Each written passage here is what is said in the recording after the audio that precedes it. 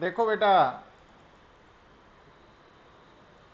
Solutions of problems in physics 11th part. तो ਇਹਦੇ ਵਿੱਚ ਆਪਾਂ ਕਰਨ ਜਾ ਰਹੇ ਹਾਂ topic third unit laws of motion के रिगार्डिंग कुछ न्यूमेरिकल्स है। अंडर असाइनमेंट नंबर 2 आ जाएगी ना।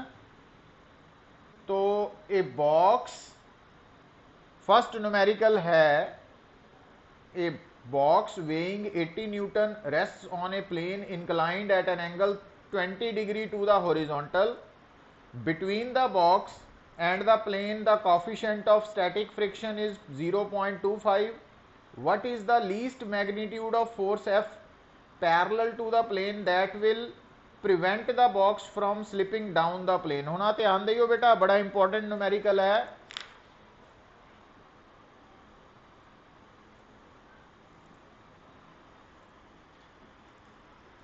सो आ एंगल है बेटा। सो ये एंगल थानू दिता होया 20 degree, coefficient of static friction थानू गिवन है 0.25, और जो बॉक्स का वेट है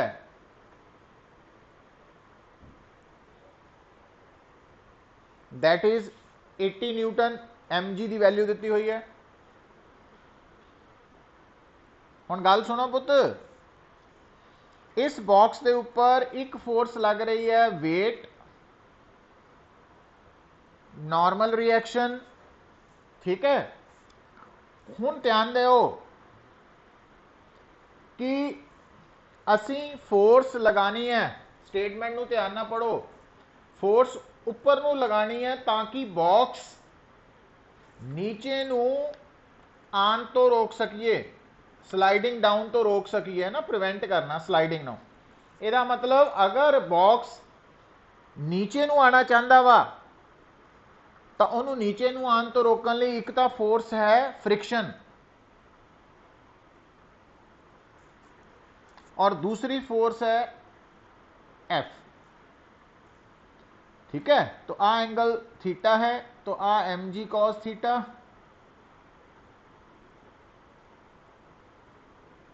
mg sin थीटा। तो आ डायग्राम बनेगी और ये accordingly n mg cos theta है, और आ दोनों फोर्सेस मिलके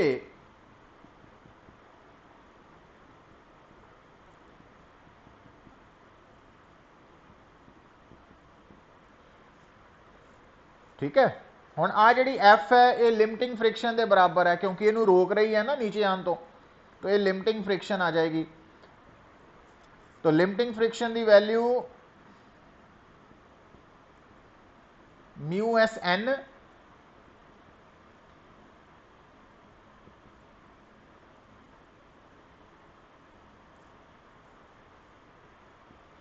तो आ आंसर आएगा थोड़ा।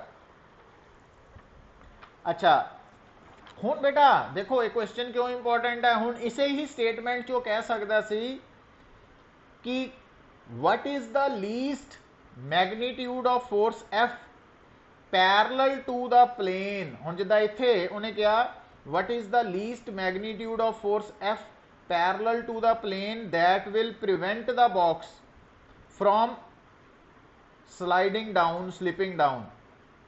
पर वो कह सकता है what is the least magnitude of force parallel to the plane that will just slide the box up the plane. मतलब जिहड़ी बॉक्स नूं उपर नूं ले जाण लई चाहीदी है घट्टो घट फोर्स, ये उन्होंने नीचे जाण नूं बचाण लई चाहीदी है ना। तो अगर उपर ले जाना हुंदा बेटा उपर, तो उस केस दे विच सारा कुछ सेम रहना सी, बस आ वाली फोर्स जिहड़ी है वो इदां आ जानी सी, जिहड़ी इधर सी उहदे अकॉर्डिंगली एफ की वैल्यू इत्थे प्लस हो जाना सी। सो ये ध्यान च रखना वा, ये बड़ा इंपॉर्टेंट न्यूमेरिकल है कि जदों फोर्स चाहिए है उन्होंने स्लिपिंग डाउन तो बचाने लई, तो बॉडी ने अगर नीचे नूं स्लिप करना तो फ्रिक्शन उपर नूं लगनी है, और अगर फोर्स चाहिए है बॉडी नूं उपर नूं ले जाण लई तो बॉडी ने जदों उपर नूं जाण की कोशिश करनी है फ्रिक्शन नीचे नूं लगनी है पुत। तो इस करके स्टेटमेंट ये अकॉर्डिंगली सिलेक्ट होनी है। तो मतलब ये जिहड़ा हुण मैं ड्रॉ की है एफ एल, ये उपर नूं ले जाण लई चाहीदी सी, फिर इत्थे प्लस आ जाना ना,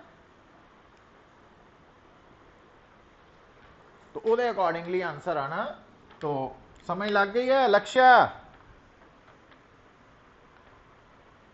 नारायण,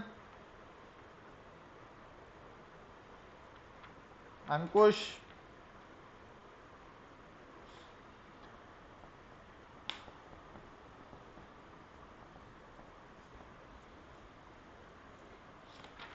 नेक्स्ट बेटा देखो second, a box weighing 80 newton, weight मतलब mg, rest on a plane inclined at an angle theta is equal to 20 degree to the horizontal surface between the box and the plane, coefficient of static friction is 0.25, what is the minimum magnitude of force that will start the box moving up the plane? वही आ गया ना, first और second part मैं already discuss कर चुका हाँ, मतलब जिहड़ा सेकंड पार्ट है वो मैं फर्स्ट ही तुहानू दसता, तो सेकंड न्यूमेरिकल भी ये नाल कंप्लीट हो गया तुहाडा। थर्ड बेटा देखो, ये दीवार है बेटा, और आ एक बॉक्स है, हुण आप फोर्स लगा रहे हैं F, और ब्लॉक का वेट है 5 Newton, coefficient of static friction है 0.60। तो हुण ध्यान दिओ बेटा, गल नूं सुनो, हुण इस ब्लॉक के उपर एक फोर्स लग रही है F, दूसरा बेटा वेट, तीसरा नॉर्मल रिएक्शन, दीवार बॉक्स से लगाएगी नॉर्मल रिएक्शन, और चौथा की आएगा, क्योंकि बॉक्स मूव नहीं कर रहा, तो यदा मतलब ये जिहड़ा बॉक्स है ये उपर लग रही वेट इस बॉक्स नूं विद रिस्पैक्ट टू वॉल नीचे नूं लियाण दी कोशिश करेगी, और अगर box with respect to wall rest ते है तो उन्होंने कौन बचा रहा? Static friction. तो स्टैटिक फ्रिक्शन इनू नीचे नहीं आन दे रही, तो आ सिचुएशन आ गई। हुण क्योंकि सिस्टम इक्विलिब्रियम च है बेटा, तो जिन्नी फोर्स उपर नू उन्नी नीचे नू, जिन्नी लैफ्ट नू उन्नी राइट नू, तो आ सिचुएशन आ गई। हुण दोबारा देखो स्टेटमेंट, ए 12 न्यूटन होरिजोंटल फोर्स, तो जी एफ है यदा मैग्नीट्यूड 12 न्यूटन है, यदा मतलब नॉर्मल रिएक्शन की है 12 न्यूटन आ गया। अच्छा, कोफिशिएंट ऑफ स्टैटिक फ्रिक्शन अगर पता वा, नॉर्मल रिएक्शन पता, तो तुसी बॉक्स और दीवार दे विच लिमिटिंग फ्रिक्शन निकाल सकते हैं। तो लिमिटिंग फ्रिक्शन कितनी है पुत? म्यू एस एन, तो म्यू एस है 0.6 इंटू 12, 7.2 न्यूटन आ गई। अच्छा, हुण एम जी की वैल्यू दी हुई है 5 न्यूटन, यदा मतलब बॉक्स और दीवार दे विच स्टैटिक फ्रिक्शन है 5 न्यूटन। हुण स्टैटिक फ्रिक्शन की वैल्यू मैक्सीमम लिमिटिंग तक हो सकती है, तो जी साडे केस च स्टैटिक फ्रिक्शन है 5 न्यूटन, वो लैस दैन लिमिटिंग फ्रिक्शन है, यदा मतलब ये पॉसीबल है। तो ये बॉक्स विद रिस्पैक्ट टू दीवार रेस्ट ते रहेगा बेटा, स्लाइड डाउन नहीं करेगा। और हुण अगर वो पूछे, गल नूं सुनो, हुण अगर वो कहे भी इस केस दे विच दीवार ने टोटल फोर्स बॉक्स ते कितनी लगाई, तो एक है नॉर्मल रिएक्शन, एक है स्टैटिक फ्रिक्शन। तो दीवार ने बॉक्स ते टोटल फोर्स कितनी लगानी है बेटा? N square plus F S square. तो कांटेक्ट करके है ना, दीवार ने फोर्स बॉक्स पे क्यों फोर्स लगानी? Due to contact, contact normal reaction कर, है ना, नॉर्मल रिएक्शन भी कांटेक्ट करके है, एफ एस भी कांटेक्ट, तो आ फोर्स दीवार लगा रही है टोटल फोर्स। तो इस तरीके नाल तुसी प्रॉब्लम नूं देखना वा। और इस केस च क्योंकि जी स्टैटिक फ्रिक्शन है वो लिमिटिंग तो घट है, इसका मतलब बॉक्स दीवार दे नाल with respect to wall rest ते रहेगा, टिकया रहेगा। तो फोर्थ देखो बेटा, जो फोर्थ स्टेटमेंट है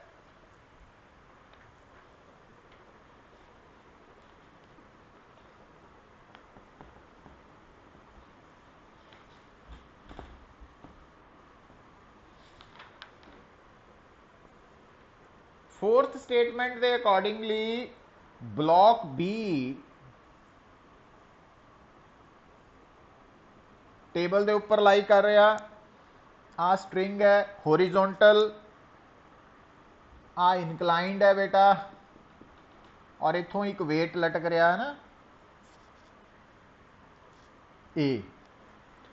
तो ब्लॉक बी जिहड़ा वा उसका वेट है 711 न्यूटन, मतलब ब्लॉक बी का वेट जो है 711 न्यूटन है, एम जी की value. The coefficient of static friction between the block B and the table is mu S की वैल्यू है 0.25, और थीटा आ जिहड़ा एंगल है that is given to be 30 degree. Assume that chord between B and knot is horizontal. Find the maximum weight of block A for which the system will be stationary. तो हुण system stationery का मतलब है भी ये अंदर हर point equilibrium च है। तो मान लो A का वेट है W, हुण क्योंकि सिस्टम स्टेशनरी है बेटा ध्यान दियो, इस करके B के उपर भी नैट फोर्स 0, B ते नैट फोर्स केड़ी लगनी है, B के उपर एक फोर्स है वह वेट, दूजी है नॉर्मल रिएक्शन, तीसरा बी नू स्ट्रिंग पुल कर रही है टी नाल टेंशन नाल, और चौथा इधर है स्टैटिक फ्रिक्शन। ठीक है, अच्छा हुण देखो, हुण ए दे उपर फोर्स लग रही है टेंशन T1। हुण आ जिहड़ा पॉइंट है बेटा, इस पॉइंट नू अगर मैं सी कह दा, ये ते 3 टेंशन लग रही हैं, एक T1 T2, सो ये 3 टेंशन है ये उत्ते। तो इस पोर्शन की टेंशन सेम रहनी, इस पोर्शन की टेंशन सेम रहनी, यदि सेम रहनी है ना। तो आ टेंशन दीवार ते लग रही है, आ टेंशन पॉइंट सी ते आ रही। हुण बेटा क्योंकि आ पॉइंट इक्विलिब्रियम च है, तो आ भी इक्विलिब्रियम च है, आ भी इक्विलिब्रियम च है। हुण आ इक्विलिब्रियम च होने करके T1 W के बराबर है। हुण सी पॉइंट इक्विलिब्रियम च होने करके इत्थे तुसीं लगा सकते हैं लैमीज थ्योरम। तो T अगर आ T है तो T1 और T2 च एंगल कितना बन रहा है 120 डिग्री। आ T1 है तो T1 के नीचे आ एंगल कितना बनूगा 150 डिग्री, और आ T2 है तो ए एंगल बनेगा 90 डिग्री। तो आ रिलेशन आ गया एक ना। सो T1 W के बराबर है बेटा। अच्छा हुण इधर आ जाओ, हुण जदों W मैक्सीमम होएगा, जदों W मैक्सीमम होएगा T1 भी मैक्सीमम होएगा, T1 मैक्सीमम होएगा तो T भी मैक्सीमम होएगा, और अगर T मैक्सीमम है तो ये स्टैटिक फ्रिक्शन भी मैक्सीमम होएगी लिमिटिंग के बराबर।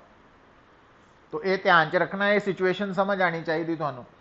हुण ये भी इक्विलिब्रियम च है, तो N 711 न्यूटन है, और T FL is equal to mu S N. तो T की वैल्यू है म्यू एस 0.25, और N की वैल्यू है 711 न्यूटन है ना। तो ये टेंशन T आ गई, और अगर तुसी T1 निकाल लेने दोनों इक्वेट करके पुत इत्थों T1 निकाल लेने तो T1 W के बराबर, यदा मतलब थानू पता लग जाएगा कि मैक्सीमम ए का कितना वेट होए ताकि ये सिस्टम इक्विलिब्रियम च होए, है ना। तो ये अकॉर्डिंगली सिचुएशन डिसाइड होएगी। तो नारायण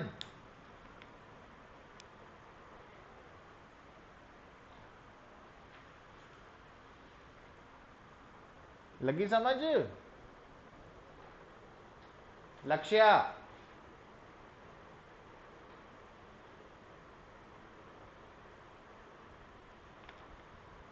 अंकुश,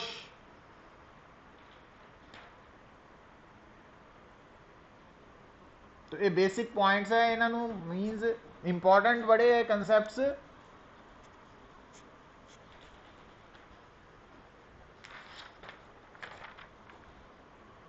5 देखो, आ बेटा एक दीवार है वॉल, हुण आ है स्फीयर, आ सफीयर दा सेंटर है, तो अंडरस्टूड है आ सफीयर दा रेडियस है, आ रेडियस है पुत। हुण इस पॉइंट तो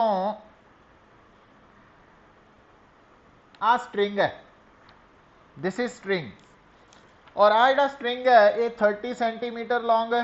हुण गल नूं समझो, क्योंकि सफीयर दा मास 45 kg दिता वा, डायामीटर अगर 32 सेंटीमीटर है तो आ 16 सेंटीमीटर है, आ भी 16 सेंटीमीटर है ना, आ रेडियस है दोनों। हुण बेटा क्योंकि आ सफीयर इस दीवार दे नाल इत्थे कॉन्टैक्ट है इस पॉइंट ते, तो हुण कॉन्टैक्ट करके सफीयर दे उपर एक तो फोर्स लग रही है वेट टेंशन, और दूजी फोर्स लगनी है नॉर्मल रिएक्शन। तो नॉर्मल रिएक्शन का मतलब है force exerted by wall on the sphere, और असी निकालना की है बेटा, how hard does the ball push against the wall. मतलब नॉर्मल रिएक्शन के बराबर ही है, जिन्ना दीवार ने बॉल ते नॉर्मल रिएक्शन लगाना उन्नी ही फोर्स बॉल ने दीवार ते लगानी है, पुश करना वा। और क्योंकि सिस्टम फ्रिक्शनलैस है इस करके इत्थे फ्रिक्शन तो होनी नहीं, कॉन्टैक्ट फोर्स। हुण ये फिर इक्विलिब्रियम चाहन करके बेटा देखो ध्यान दिओ, हुण आ एंगल थीटा वा, तो आ एंगल भी थीटा वा, तो इस टेंशन का इस तरफ कंपोनेंट हो गया T cos theta, T sine theta. तो T cos theta M G नूं बैलेंस कर रहा, टी साइन थीटा, तो tan theta N by M G आ गया पुत। तो एन निकालना वा आपां, तो एन बन गया एम जी टैन थीटा। हुण टैन थीटा की वैल्यू तुसीं किद्दां निकाल सकते हैं? हुण तुहाडे सामने ये राइट एंगल ट्राइंगल है पुत, आ परपेंडिकुलर है, आ हाइपोटेन्यूज है, आ बेस निकाल सकते हैं पाइथागोरस थ्योरम तो। और उत्थों अगर बेस पता लग गया, परपेंडिकुलर पता वा, तो तुसीं टैन थीटा की वैल्यू निकाल सकते हैं, लिख सकते हैं। मतलब इस उन्हें डायरैक्टली एंगल नहीं दिता, पर जिन्होंने ज्योमैट्री की समझ है तो वो आराम नाल एंगल की बजाय टैन थीटा कॉस थीटा निकाल सकता। तो इस तरीके नाल इस करके न्यूमैरिकल इंपॉर्टेंट बन जाता साडे लिए। तो इनू सॉल्व कर लेना ना, आप हिंट लिखते हैं सारे। क्वेश्चन नंबर 6 देखो बेटा,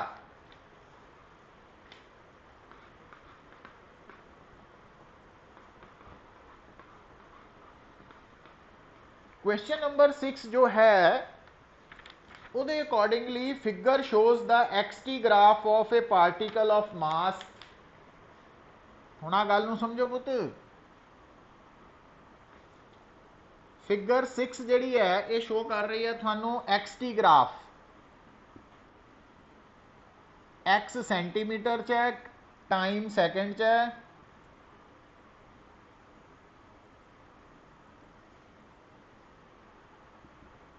आ 2 है, आ 4 है, आ 6 है, आ 2 है, आ 0 है। अच्छा हुण आ देखियो पुत, गल नूं समझो, जिहड़ा 2 सैकेंड है, ध्यान दो 2 सैकेंड, 2 सैकेंड तो पहला जो एक्स टी ग्राफ है वो स्ट्रेट लाइन है। जस्ट बिफोर 2 सैकेंड जिहड़ा एक्स टी ग्राफ है स्ट्रेट लाइन है। एक्स टी ग्राफ की स्ट्रेट लाइन होएगा, यदा मतलब ये यूनीफॉर्म मोशन है और वो स्लोप वेलोसिटी है। तो इस ग्राफ की स्लोप की है बेटा, इस ग्राफ की स्लोप है परपेंडिकुलर ओवर बेस 2/2 1, तो 1 सेंटीमीटर पर सेकेंड। अच्छा हुण 2 सैकेंड तो जस्ट आफ्टर, 2 सैकेंड तो बाद अगेन स्ट्रेट लाइन है, तो यदी स्लोप भी सेम ही है 1 सेंटीमीटर पर नैगेटिव है। यदी पॉजिटिव स्लोप है, यदी नैगेटिव स्लोप है -1, और एक्स टी ग्राफ होने करके स्लोप वेलोसिटी है। हुण गल नूं समझ जाओ कि 2 सैकेंड तो पहला वेलोसिटी इन्नी है, 2 सैकेंड तो बाद वेलोसिटी इन्नी है, तो चेंज इन वेलोसिटी डबल हो जानी है पुत, जीरो नहीं होनी, क्योंकि दोनों वेलोसिटीज की डायरेक्शन ऑपोजिट है ना, एक प्लस है एक माइनस है। तो चेंज इन वेलोसिटी आ गई, चेंज इन वेलोसिटी नु मास ना मल्टीप्लाई करो, that is change in momentum. हुण मास कितना दिता होया पुत, 0.04 kg। तो चेंज इन मोमेंटम है, बट चेंज इन मोमेंटम तो इंपल्स होंगी है। बस ध्यान ये रखना कि ये सेंटीमीटर चाहे इनू मीटर च कन्वर्ट कर लेना, ठीक है। तो वो अकॉर्डिंगली आंसर निकाल लेना। आंसर थोड़ा चॉइस च गड़बड़ है, तो इनू मीटर च ही कर लो पुत। तो अगर आ मीटर च है तो फिर आंसर प्रॉपरली आ जाना थोड़ा ना, बट अगर सेंटीमीटर च फिर उन्होंने चेंज करना सीगा, तो मैथड आ सेम ही है। तो ये अकॉर्डिंगली एक्ट करना तुम। हुण देखो बेटा,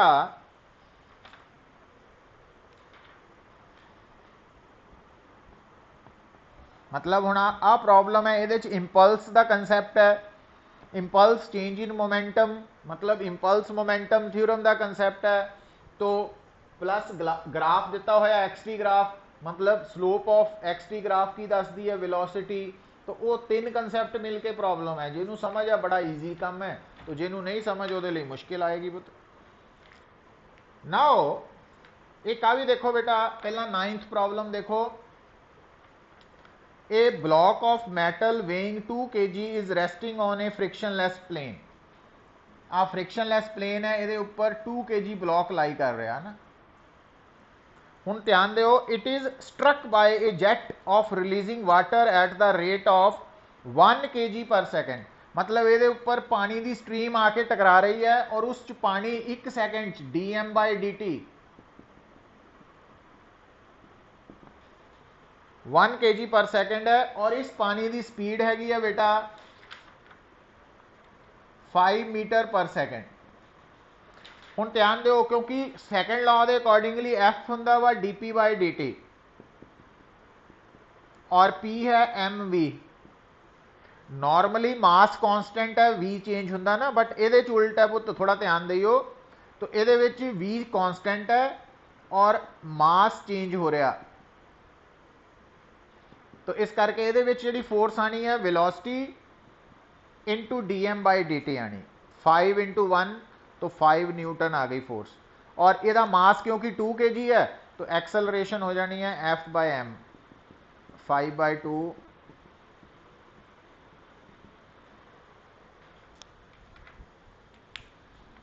तो ये पॉइंट आ गया बेटा। नेक्स्ट देखो,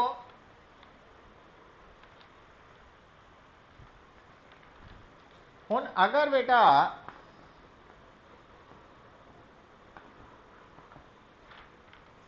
असी गल करते हैं क्वेश्चन नंबर 7, देखो आराम नाल स्टेटमेंट पढ़ो।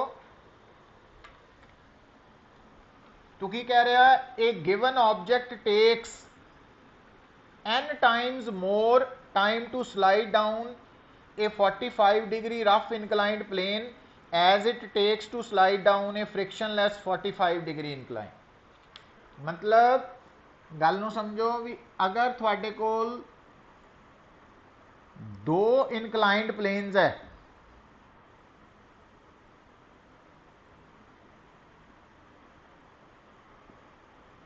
दोनों च थीटा 45 डिग्री है बेटा, तो ये स्मूथ है और ये रफ है। वो कह रहा कि अगर दोनों इनकलाइंड प्लेन्स का एंगल सेम है, दोनों की लेंथ सेम है, बस फर्क यह है भी आ स्मूथ है ये रफ है, तो स्मूथ दे विच जदों ऑब्जेक्ट स्लाइड डाउन करके नीचे आता तो वही एक्सेलरेशन होंगी है जी साइन थीटा। और रफ दे विच बेटा जदों कोई ऑब्जेक्ट नीचे नू स्लाइड डाउन करके आता अपने आप, तो वही एक्सेलरेशन होंगी है जी साइन थीटा माइनस म्यू के कॉस थीटा। मतलब ये थानू टिप्स ते चाहिए गल्लां ना। कि ਸਮੂਥ ਪਲੇਨ ਦੇ ਉੱਪਰ acceleration g sin theta down the plane और रफ ਦੇ ਵਿੱਚ g into sin theta minus mu के cos थीटा। ਹੁਣ बेटा ਤੁਹਾਨੂੰ पता वा क्योंकि ये एक्सलरेशन और ये दोनों कॉन्स्टेंट्स है, तो constant acceleration s is equal to ut plus half at square. ਹੁਣ इनिशियली अगर दोनों ऑब्जेक्ट्स रेस्ट पे है तो t की वैल्यू आ जाएगी √2s/a। तो जिहड़ा समूथ है ਉਹਦੇ ਚ टाइम है √2s/as और रफ वाले च टाइम है √2s/ar। ਹੁਣ ਤੁਹਾਨੂੰ ts वाला टाइम और tr वाले टाइम का रिलेशन दिता कि रफ प्लेन के उपर बॉडी को नीचे आने को जिहड़ा टाइम लग रहा tr वो समूथ नालों कितना ज़्यादा वा बेटा, दैट इज n टाइम्स। तो tr की वैल्यू पुट कर लो,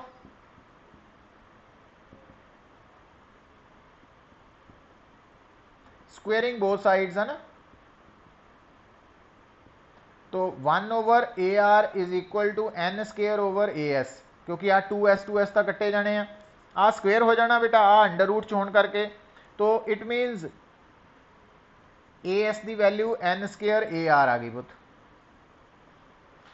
हुण as की वैल्यू ते ar की वैल्यू पुट करके इनू सॉल्व करके म्यू के कढ़ सकते हैं, जी कट्टे जाने आ, साइन थीटा 45 दिता वा, तो वो सॉल्व करके तुसी आंसर प्रॉपर कढ़ सकते हैं। तो ये रिलेशन बना के ये सबस्टिट्यूट करना ना तुसी, तो इस तरीके नाल ये सॉल्व होएगा। Got it?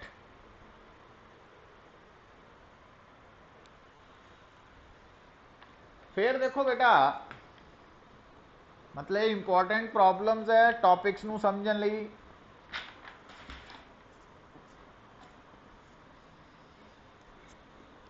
नाउ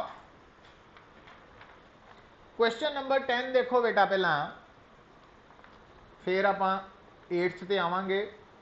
10 दे विच देखो गल नू समझो, figure shows vx t and vy t graph, मतलब बॉडी एक्स वाई प्लेन च मूव कर रही है। तो अगर बॉडी एक्स वाई प्लेन च मूव कर रही है तो वो पोजीशन कोआर्डिनेट्स भी x और y होंगे, वेलोसिटी भी vx vy दो कोआर्डिनेट्स होंगे। तो vx टाइम ग्राफ दिता होया तुहानू,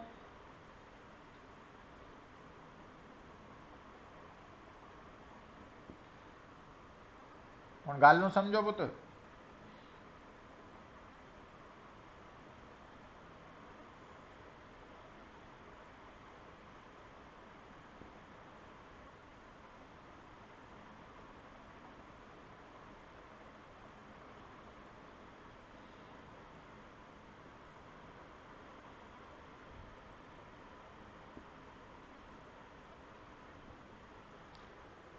हुण आ देखो 0 तो लैके 1 सेकेंड तक, 0 to 1 सेकेंड जो vx है ग्राफ स्ट्रेट लाइन है, यदि स्लोप की होएगी ax। स्लोप कितनी है, परपेंडिकुलर ओवर बेस, तो 2/1। तो 0 तो 1 सेकेंड तक ax एक्सलरेशन का x कंपोनेंट इन्ना वा, और 0 तो 1 सेकेंड तक एक्सलरेशन का y कंपोनेंट की होएगा बेटा, परपेंडिकुलर ओवर बेस है ना 1 आ गया। हुण 1 तो 2 सेकेंड, 1 तो 2 सेकेंड तक, 1 तो 2 सेकेंड तक क्योंकि vx इहदी स्लोप नेगेटिव है, तो एक्सलरेशन की स्लोप सेम है बट नेगेटिव हो गई। पर ਇਹਦਾ 1 तो 2 सेकेंड मतलब इस तो अगे सारे सेकेंड ਲਈ वेलोसिटी कांस्टेंट है, ਇਹਦਾ मतलब ay 0 है। तो 1 तक, 1 तो 2 तक, तो टाइम अगर 2 सेकेंड तो ज़्यादा वा, तो 2 सेकेंड तो ज़्यादा vx 0 है, तो ax भी 0 है बेटा, और 2 सेकेंड तो बाद बेटा vy कांस्टेंट है ना, 1 तो बाद ही कांस्टेंट है, इस करके ay भी 0 ही है। हुण तुसीं जिहड़ी फोर्स है 0 तो 1 सेकेंड तक कितना लिखोगे बेटा? तो फोर्स का एक्स कंपोनेंट आ गया मास इंटू ए एक्स। मास कितना दिता होया तुहानू? Unit mass 1।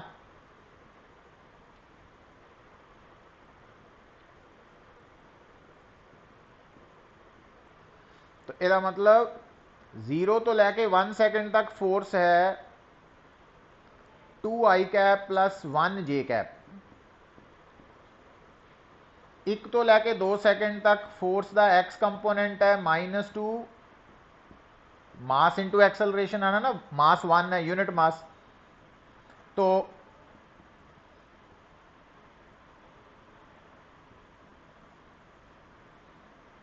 और आ 0 ही है।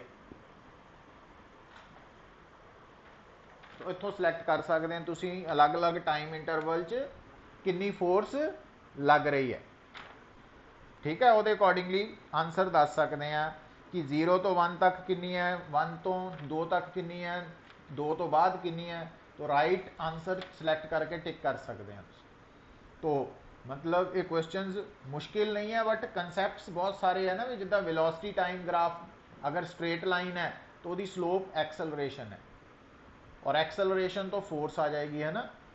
तो अगर वेलोसिटी का एक्स कंपोनेंट का ग्राफ है तो स्लोप की दसेगी एक्सेलरेशन का एक्स कंपोनेंट, तो जो असं उन्होंने मास ना मल्टीप्लाई करांगे वो फोर्स का एक्स कंपोनेंट आएगा एंड सो ऑन। तो ये अकॉर्डिंगली बेटा सिलेक्ट करना तुसी। अच्छा,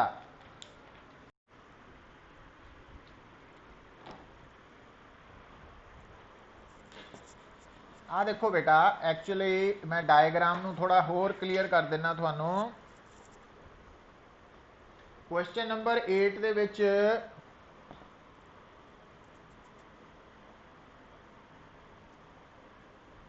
आ एक्स एक्सिस है गिवन, आ वाई एक्सिस है।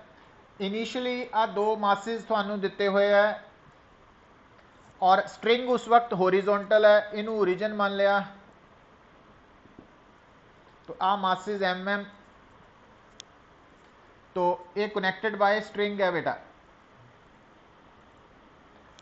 और ये कोऑर्डिनेट्स -a है ना, आ गिवन है। हुण इस वक्त शुरू च इदा वा सिचुएशन, पर आपां की कीता, इत्थों पकड़ के फोर्स लगा के इस पॉइंट नूं इत्थे लै गए ना। जदों आपां इस पॉइंट नूं पुल करके इत्थे लै गए बाय अप्लाइंग फोर्स एफ, तो आ दोनों मासिस अंदर नूं आ गए।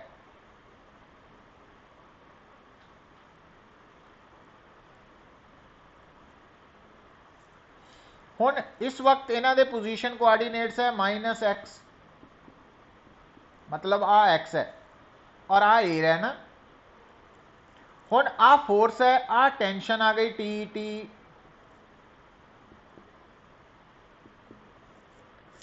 हुण इन्हां मासिस दे उपर अगर आप इस एंगल नूं थीटा मान लीए, तो इस टेंशन का इधर नूं कंपोनेंट है टी कॉस थीटा।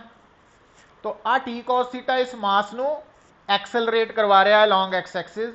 तो ए एक्स की वैल्यू अलॉन्ग एक्स एक्सिस कितनी आ गई, फोर्स डिवाइडेड बाय मास। हुण पुत्र जिहड़ा आ पॉइंट है इहदे ते एफ ते आ दो फोर्सिस लग रही हैं। हुण क्योंकि आ एंगल थीटा मन्निया तो आ भी थीटा ही है, तो आ टी कॉस थीटा कंपोनेंट्स आ गए, और इस दे इधर नूं दोनों टी साइन थीटा हो गए। हुण टी कॉस कैंसल आउट हो गए, और क्योंकि आ पॉइंट का मास 0 है, क्यों 0 है, क्योंकि ये पॉइंट मासलैस स्ट्रिंग ते है, तो इस करके यदि ते नेट फोर्स 0 होने करके एफ 2t, जिन्नी फोर्स उपर नूं है उन्नी थल्ले नूं आ गई 2t साइन थीटा। तो आ टी की वैल्यू आपां एफ बाय 2 साइन थीटा इत्थे पुट कर देनी। तो ए एक्स आ गया F by 2m cot theta. हुण कॉट थीटा की वैल्यू तुसी आ राइट एंगल ट्राइंगल च देखो, क्योंकि आ एंगल है, एंगल के सामने परपेंडिकुलर बेस हाइपोटेन्यूज। तो आ ए गिवन है, आ एक्स है, और आ वैल्यू पाइथागोरस थ्योरम तो आ गई। तो कॉट की वैल्यू की होंगी है, बेस ओवर परपेंडिकुलर। तो इस कॉट की वैल्यू नूं इत्थे पुट करता, आ तुहाडा फाइनल आंसर आ गया। हुण समझ लगी है।